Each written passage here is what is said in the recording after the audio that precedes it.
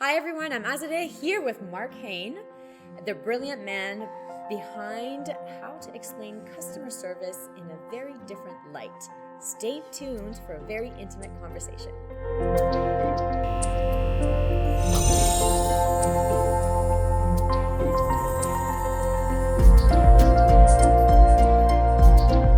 Hi everyone, my name is Azadeh, owner and brand strategist at Gogo Telugo Creatives, and I am here today with Marc Haine. Yes, hi everybody. I am a speaker, author, and master of experiences when it comes down to service, both internal and external service. And I have had the pleasure of working with Azadeh for quite a few months now on building a whole new brand. It's been exciting. It has been, and actually it's been as exciting for me working with Marc. Oh, do tell.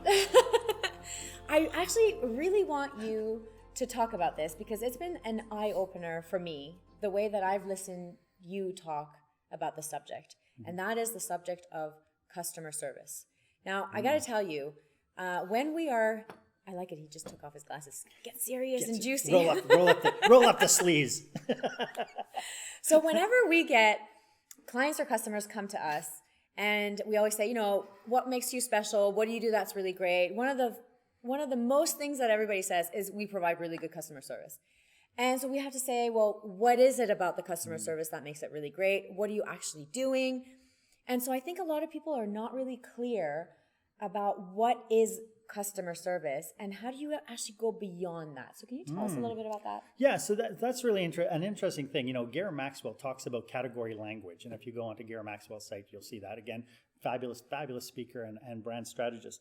But he talks about category language. And that is if you go to your competitor's website and look up what they talk about themselves, you'll see that people repeat the same verbiage on and on and on and on. And so it's really super easy. I don't think there's anybody on the planet who would say, yep, I built a business and we don't do customer service. We're not going to serve you at all. Of course, it's not going to happen, right? Yeah. So then it becomes a question of, well, how do you deliver on the service? And so one of the things that I've fallen into with my consulting and with my speaking is this idea that service, it's not about customer service being of service, which means that no matter what relationship we have, we're looking out for the benefit of the other person before our own will, want, and desire. I think this happens, we were talking earlier, you and I were talking about networking skills and that sort of thing. And that's where I've kind of fallen into now that I realize that the best way to network is to be able to sit at a table with people, find out what their needs are, find out what their pain points are, and then find out how can you fit into that. And to be absolutely honest, sometimes it's not about you because you don't have the capability to help them, but maybe you have a resource that you can point in their direction.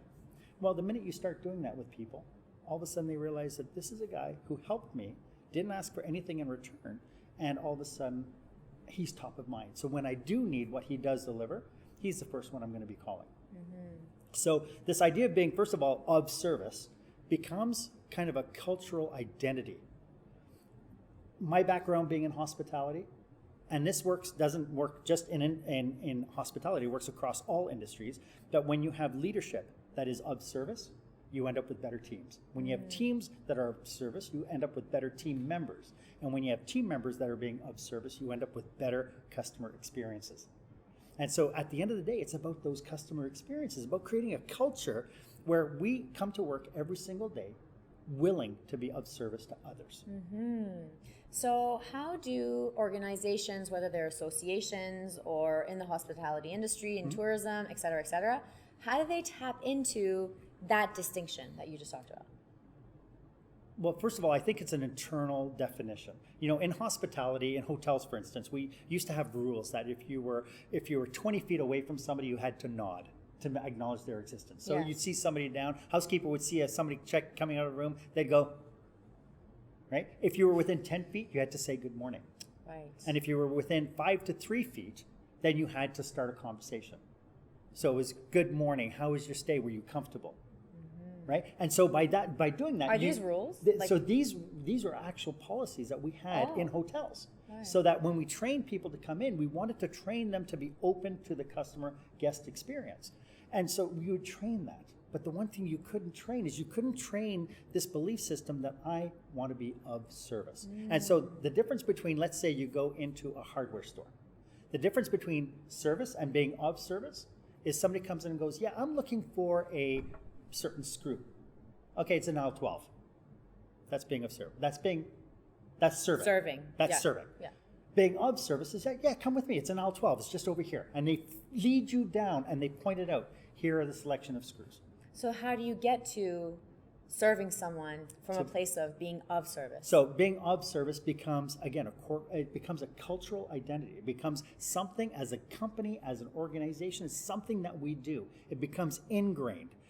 But it's something, it can only start at the top.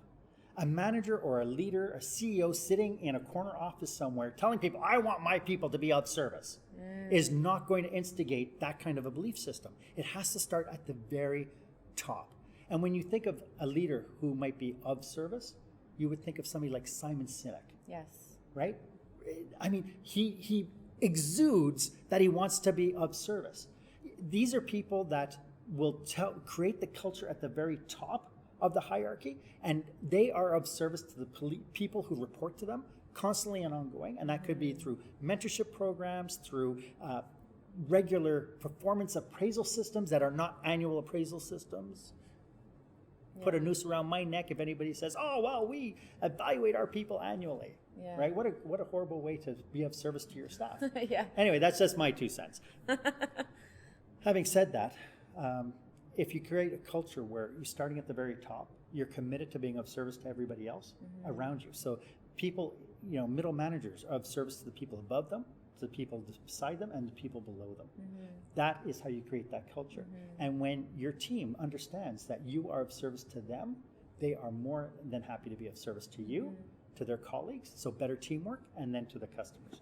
That's so brilliant. And I know listening to you talk about all of this, because we've been building your brand based on this, it's been really helpful for me to then take that and go, oh yeah, then how are we providing service to our clients? And when I hear other people now, other clients talk about it, I now tune in. And I think one of the distinctions that stood out for me when you talk about this is that when you are serving someone, you just serve them. It's like, you want here it is.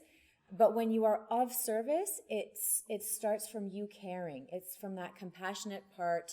It's when, there's an emotion involved to you really caring about that individual. So now your perspective is very different of how you are going to be of service. Yes. And I think that's brilliant to actually get a team behind that, for them to understand the difference of just provide the thing and go versus really care about this situation and what's happening right now. Really get into it. Yes. I think is the thing that is the secret sauce to what you do. And I truly believe that becomes a differentiation in people's businesses.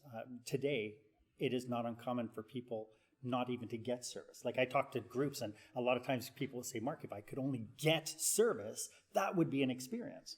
Because too many times we get into situations, we go to restaurants, we get checked in hotels and stuff, and people are just doing their job. And there's that whole big philosophy that you only get a first chance to make a first impression. Yes. My question is when is that impression made? Is it during first contact? Because I truly believe that there are 3 things that happen when you come into a customer contact scenario. One is that you disappoint the customer, and the customer goes, oh, well, that's a shame, right? I'm never going to be back, right? You didn't do anything to make this customer happy at all. Then you have the opposite end of the spectrum, where you really wow the customer, and they go, oh my goodness, that was the best experience ever. It was fantastic. Then there's the middle ground, where you did your job, the customer basically got the basic expectations met. They checked in, they ordered their food, whatever it was. But basic expectation, I went in with this expectation, you delivered, I walked out, no fuss, no muss, no memory.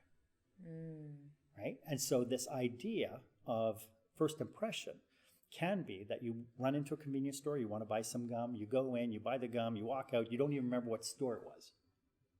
And to me, that is almost as bad as not having an impression, because you're forgettable. That's right. And so a lot of businesses need to work really hard actually on being forgettable because they deliver such bad service, right? That everybody's going, I'm never going to go there again. Oh my God, the way they and talk they'll remember to me, that forever. And they'll tell their friends, Yeah. right? And so, at the very least, be unmemorable because at least then nobody has a perception of good, bad, or ugly. But of course, we always want to focus on taking it to the next step of being exceptional and daring to be that exception. Where the challenge really lies then is what does it take to make that happen? And you and I were talking a couple of days ago about this idea of, how much work does it take to be exceptional, to be extraordinary? And really, if you look at the word extraordinary, it's extraordinary. So all you have to do is just be ordinary and care this much to create that extraordinary experience. Yeah. So another thing that I actually love that Marc does, it's this it's a juggling. Strategy. No, I don't juggle. It's this cool thing that you've come up with that hits on operations excellence. Oh, yes. It's your concept of lights, camera, action. And so can you tell the audience a little bit about this? Absolutely. So lights, camera, action is a framework that I created. One of the things I got to do very recently was I got started acting in community theater. And one of the things that occurred to me after our first night of opening, we rehearsed for months. And it was a very strange experience for me because I can't remember what I had for breakfast, let alone remember my lines. But so I was super stressed out about opening night. And we went through opening night. And so we had, in the town of Devon, in Alberta, we have a community theater called East of 60 Productions. And so we do a dinner theater where we'll do, in some shows we'll only do 3 shows, other seasons we'll do 6 shows. It all depends on the group that we have together. And I realized after the opening night, I came on for this about an hour early to the second show, getting ready. We were all getting ready. And I just had this thought. I was standing on stage looking at the empty room. And I looked at all the work that it took to get us there. The work that it took to create a dinner theater. So we had to contract our caterers. We had to get volunteers in to set tables and make sure everything was perfect. Of course, we had a set designer, and then we had set builders. And so we volunteered to build our own sets. And then we made absolutely sure that we had props that were feeding into the story we were telling. And then we practiced and we we created this aspect of teamwork among the cast of being able to figure out what our lines are, where did we need to be, how did we execute those lines. The director was constantly providing feedback to us. And I stood on this stage after the opening night and I thought to myself, what would happen if businesses put this much focus into their businesses as we did just to put on 6 shows? And so all of a sudden this light bulb went off, this idea of lights, camera, action, how the operational excellence, business excellence can be shaped through the lens of live theater. And so now I've come up with this framework, lights, camera, action, that we take a look at business operational excellence through this framework of lights being kind of the underbelly, the foundation of the business. How do you set the culture? How do people work together? How do you get the best people in to do the best job possible? How do you set the culture where you're going to be successful?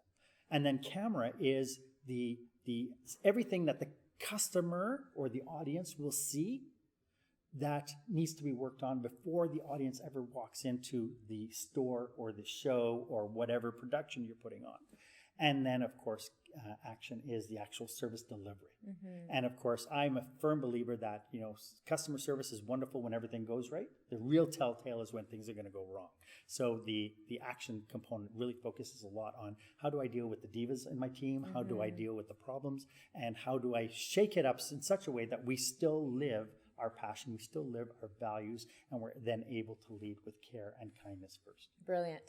And you're actually writing a book on this. I am. It's called Lights, Camera, Action. The working subtitle might change, just a hint, is Business Operational Excellence Through the Lens of Live Theater. That's right. I'm going to be working with her, and we're going to tweak that a little bit. I love it. This man is brilliant. For those who are watching, what is an advice that you have? One thing that they can do. Look at your tasks every single day and say, how can I care more?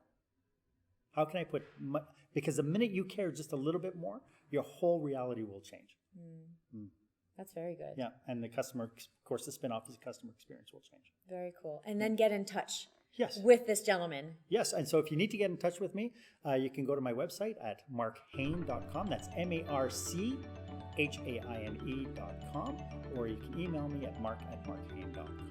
And when can we expect your book to be launching? We're fighting for the fall of 2019, but it's probably more likely going to be the winter because I'm really super picky with my editor, and it's probably going to get delayed a little bit. But so you can definitely think of it probably by the beginning of 2020.